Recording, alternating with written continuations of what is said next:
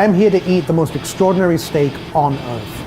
I'm here at Moo Ramen, Long Island City. The chef is Joshua Smugler. He is a fine dining chef who has worked in like Per Se and Bouley and some of the most amazing kitchens.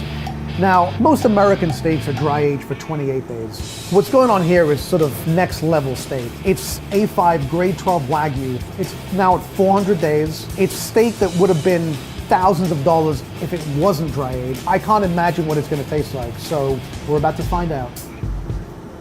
That's pretty awesome. Nice. Well, last time I was here, that was a giant, very sort of pink and fresh looking piece of meat. Now it's just constricted and it's like gnarled and it's just, yeah, but you can just tell that there was like an intense concentration of flavor going on. The beef itself has shrunk by what? I mean, 50%, 60%? I lost about 30% weight. I wanted to experiment, so I put in 2 types of beef in here. This is New York strip. This also has been here since March 11th, this one actually, so it's even older. And then this one, which is the ribeye, has been here since March 22nd. It doesn't feel as heavy as you would think. And you can see it's like very solid, it doesn't even move. Basically what you're doing with dry aging is you are trying to tenderize the meat and also develop flavor in it. Exactly. The difference between wet aging and dry aging is wet aging, you don't lose as much moisture content. It doesn't concentrate the flavors. Dry aging it makes the meats that funky quality. It's all experimentation, right, to see what we can do and how much we can push it. All right, well, let's see how far you pushed it. Okay, great. This is the slice we're gonna make. It's about 1.5 inches thick. That's got to be like $1,000 steak, right? Yeah. I don't really know. I don't even know what I could charge. Let's try it raw. You really want to try one piece raw? Yeah. Are you serious? You can see how marble this is. Like you can literally pull it apart and look at the seams, just like. Yeah.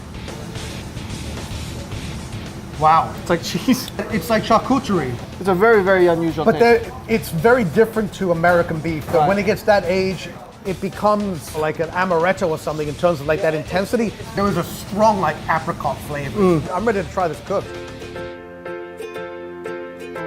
While the proper steak sous vide, I looked at that spinalis dorsi, which is my favorite part of the steak, and I was just throw that in a pan. Let's just sear it off and see what happens. My theory is this is going to be almost as good as that, except it's better because we're getting to eat it now.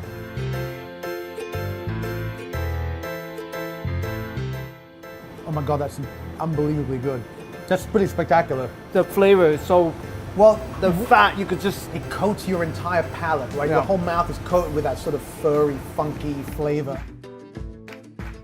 So, of course, Josh sous vide it, and we're just gonna sear it off and try it, and I'm sure it's gonna be amazing. The smell of blue cheese off this thing, I mean, the initial impression is almost like you're eating butter that has been flavored with garlic and thyme, Right. and has that sort of those dark roasted meat flavors, right? And then there is that sort of womp of like funk at the end. It's just really intense on the tongue. so incredibly juicy too. When it's in your mouth, it just like oozes out. Okay, so let's try this on rice. All right, here is probably the world's most expensive piece of nigiri. Okay, this is great. This is sushi grade rice with some wasabi. Is it good that way? Oh my God, it's amazing. The principal textural compound is the rice. Right. Because this just dissipates instantly. And So then you're getting all this umami. you're definitely getting rid of a lot of that funk. It's because of the sushi vinegar. Okay, that's the thing. Can I have another bite, please? You're onto something there. At some point, somebody had to combine the finest Wagyu and the finest aging process. I just want to see what happens. Again, it's an experiment. Why not? See how far we can go with it, and who knows? All right, so we'll see you in another 100 days. All right. And you can catch me on The Meat Show. Click here to subscribe. That's good enough, right? This really is a soup to nuts burger. I mean, you have controlled every aspect of what ends up on the plate, right? Totally every aspect.